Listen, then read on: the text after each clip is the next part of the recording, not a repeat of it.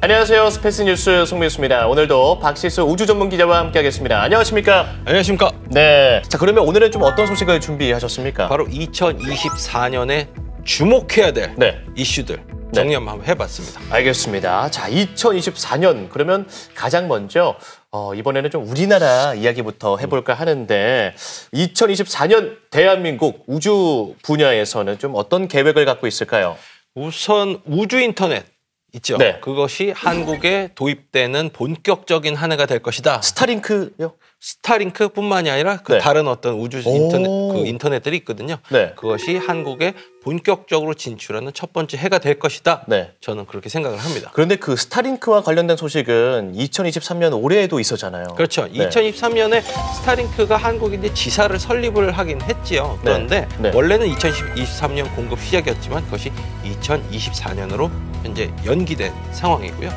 또 스타링크의 경쟁자라고 할 수 있습니다. 이제 원웹이라는 회사가 있는데 최근에 한화가 원웹 네트워크를 국내에 공급하는 계약을 체결했다. 뭐 이런 발표를 했기도 했고요.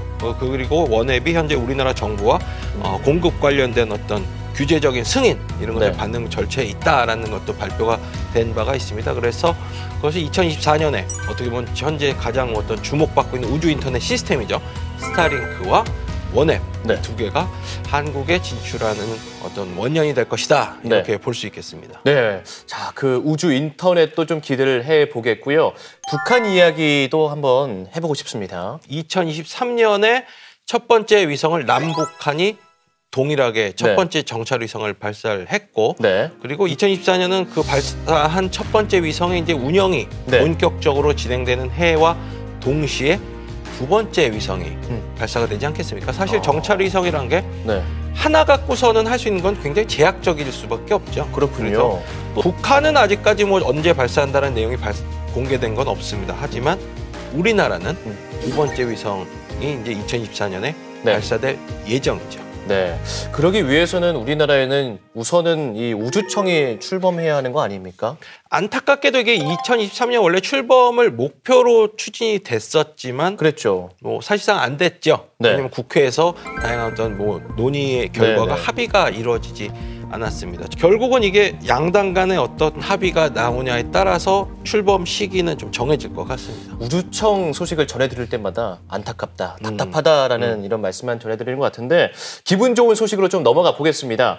누리호 4차 발사가 준비 중이죠. 그렇죠. 2025년에 이제 있을 예정인데 그를 위해서는 2024년부터 준비가 이제 진행이 돼야겠죠. 그렇죠. 그래서 5월부터 관련된 부품, 그것에 대한 제작이 본격적으로 시작이 됩니다. 그리고 제작된 부품의 조립, 이것이 2024년 하반기부터 이제 시작이 될 거고요. 그런데 그 후에 이제 다양한 테스트, 검증 테스트를 통해서 2025년 하반기에 누리호 4차 발사가 진행될 예정입니다. 네, 우리 박시수 기자님께서 예전부터 2024년 내년부터는 더 많은 로켓이 발사될 거라고 이렇게 말씀을 해 오셨는데 구체적으로 어떤 나라, 어떤 기업이 발사 예정입니까? 일단 스페이스X가 전 세계 발사의 한 절반 이상을 차지하는 것은 뭐 꽤 수년간 그렇게 해왔는데요.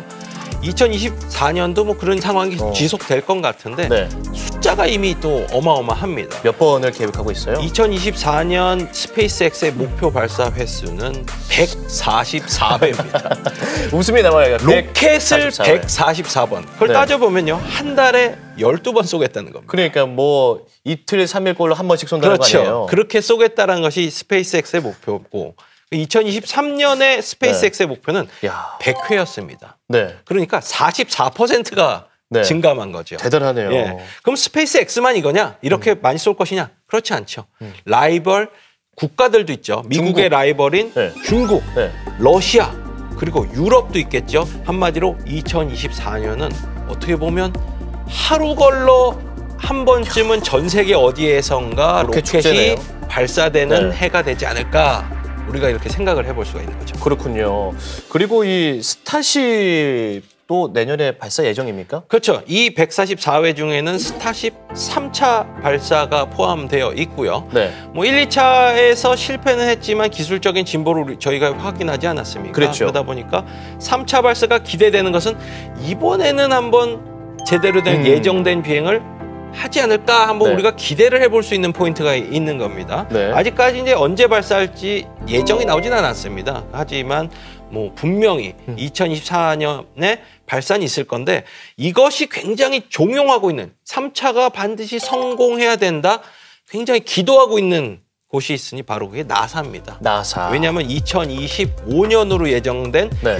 아르테미스 3미션 사람을 달 네. 표면에 보내는 거 거기에 스타쉽이 이용될 예정이거든요. 그게 만약에 2024년에도 삐끗한다 그럼 이건 프로젝트 자체가 이제 차질이 생기는 거죠. 차질이 생길 수 있는 가능성이 굉장히 높아지죠. 네네. 그래서 나사가 이 발사의 성공을 굉장히 현재 기도하고 있을 것이다.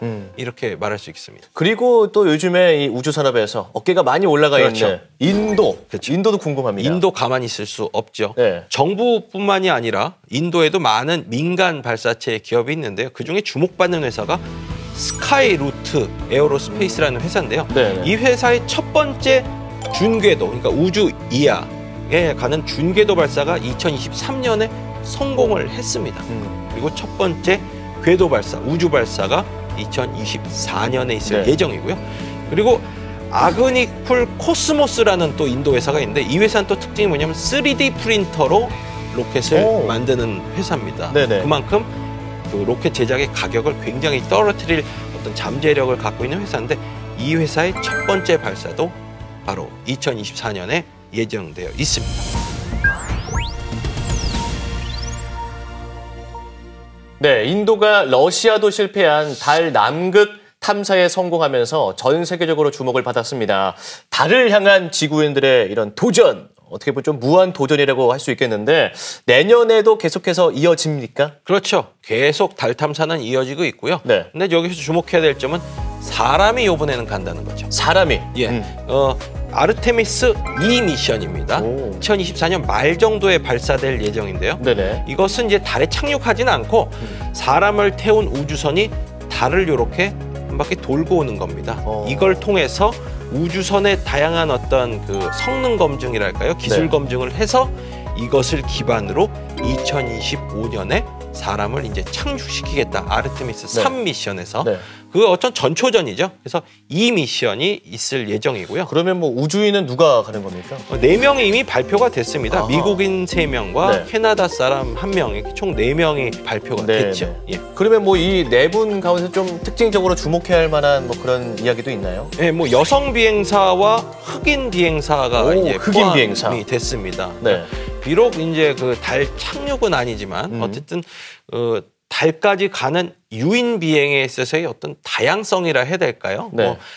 전통적으로 백인, 남성, 미국인 이런 어떤 세 가지 어떤 키워드를 갖고선 진행이 됐었는데 맞아요. 유색인종과 여성 그리고 비미국인이죠. 캐나다 물론 옆각국이긴 네네네네. 하지만 비미국인이라는 어떤 다양성을 확보한다는 측면에서 현재 유인 달 탐사가 좀 진화되고 있다. 이렇게 좀 알 수 있겠습니다. 네. 우주 강국이라고 할 수는 또 중국도 내년을 준비 많이 하고 있을 것 같은데 달 탐사와 관련해서는 좀 어떤 준비를 하고 있습니까? 네, 중국도 가만히 있을 수 없지요. 그렇죠. 중국은 네. 달 뒷면에 있는 흙을 갖고 오는 미션을 이제 2024년에 추진을 하고 있습니다. 인도가 남극을 갔다면 우리는 뒷면을 가겠다. 그렇죠. 네. 인도가 남극으로 거기 일발을 찍었다면 우리는 후면을 가겠다는 건데 네, 첫 번째. 예, 네.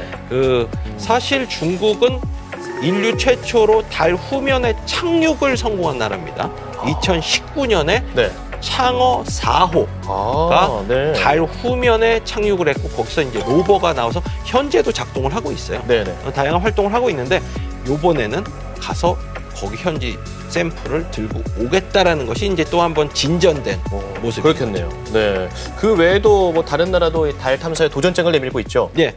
이번에는 나라가 아니라 기업입니다. 민간 기업. 예. 네. 바로 일본의 아이스페이스와 미국의 인투이티브 머신즈라는 회사가 있는데요.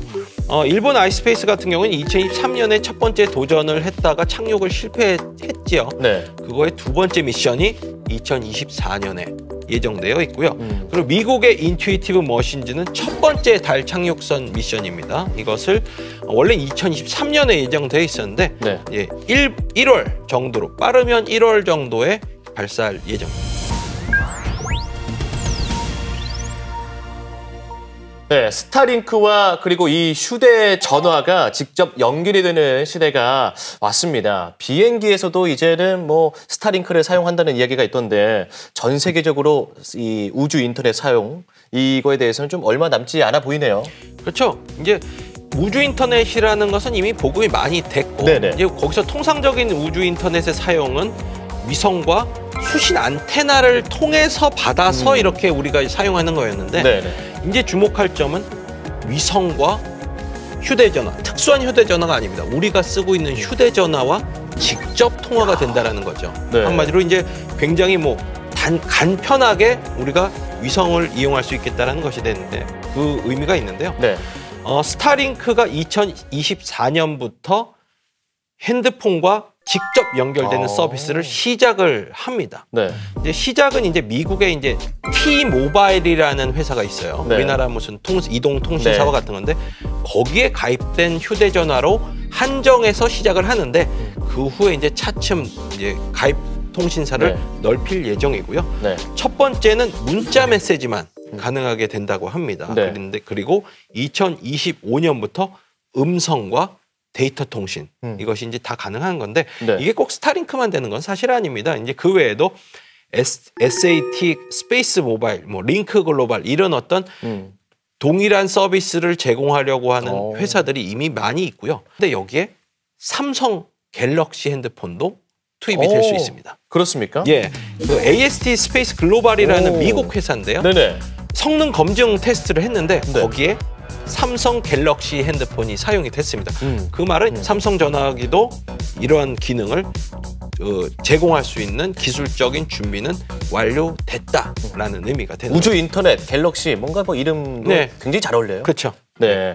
우주 인터넷 시장에서 여러 가지 경쟁 회사도 이렇게 나오고 있고 또 경쟁국도 앞으로 더 많아질 예정인데 유럽은 좀 어떨까요? 스타링크에 좀 의존할까요? 아니면 자체적으로 할까요? 그러니까 이미 유럽은 아이리스2라는 자체 네트워크를 만들겠다는 걸 발표를 했죠. 네. 그리고 이제 어떻게 보면 2024년은 이 네트워크의 구축이 굉장히 본격화되는 해가 될 것이다라고 이제 볼 수가 있습니다. 한 170기 정도를 저궤도에 쏴서 네. 어떤 유럽만의 우주 인터넷을 만들겠다는 것이 유럽의 어떤 큰 계획이고요. 유럽만의. 그렇죠. 네. 아니 그러니까 물론 서비스는 전 세계가 되겠지만 네.